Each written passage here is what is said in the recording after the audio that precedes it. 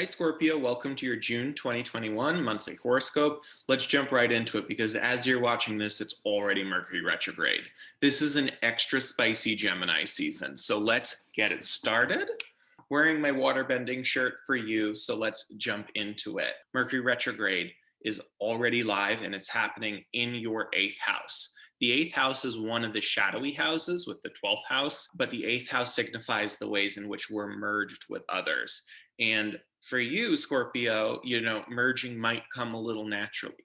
But Mercury retrograde, which is the time in which we really are confronted and forced to rethink and reevaluate patterns of thought and behavior, I imagine the rubber is going to hit the road and there's energy around the rubber hitting the road this month when it comes to the ways in which we're merged with others versus being individuated. I would ask you the question of, can you succinctly define your boundary system? And if not, what tools do you know to help reinforce those boundary systems? I think it is an important time to actively seek additional tools if you are struggling with boundaries or boundary systems, whether it's in either a platonic context or in a romantic context or in a familial context. There's many different forms of relationships, all of which require boundaries because boundaries come from a loving place and help us individuate ourselves and assert our needs.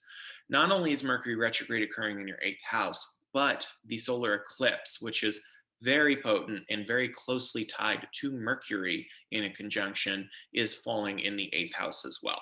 Eclipses typically usher in radical changes through severing most of the time, but more than anything, they catalyze new beginnings because when you part with the old, that leaves room for the new. And for it to also occur in your eighth house might really speak to how paramount it is and how integral it is to actively confront and answer the question that I just posed in regards to boundary systems, in regards to how you individuate versus merging with others. The eighth house also rules the ways in which we're indebted to others or others are indebted to us.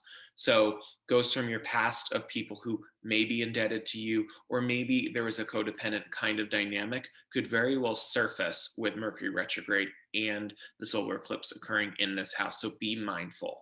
If ghosts from your past do come back, they come back in order to confront us with the ways in which we need to rewire our thinking, reevaluate how we went about those situations and what we might do differently, the ways in which we can evolve. The eighth house would be from a very modern lens. It would rule things like therapy as well. So this could be a time in which the rubber hits the road and you really decide that you need to ante up and really, do some sort of personal life coaching or therapy of some sort and actively heed that call. Really strongly recommend it. So in addition to all of the eighth house activity, you'll have Venus and the sun at different points in the month in your ninth house.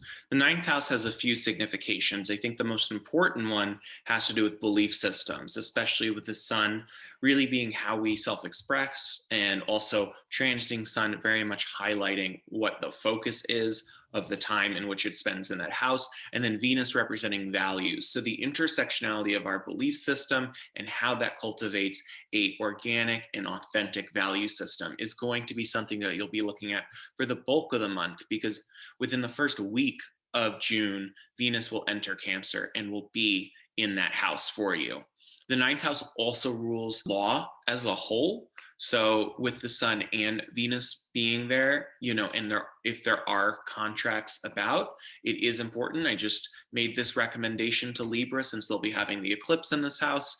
It's really important that you proofread that and you go through that with a fine-tooth comb. Of course, the sun and Venus are from a traditional lens, either neutral or benefic. So it's not like those are negative things by any means, but I just also want to flag with the activity in the ninth house. Of course, always good to proofread when it comes to contracts or legal documents. Outside of that, the ninth house does have to do with worldly travel. And with the sun and Venus being in the ninth house, this could be the time to plan that trip.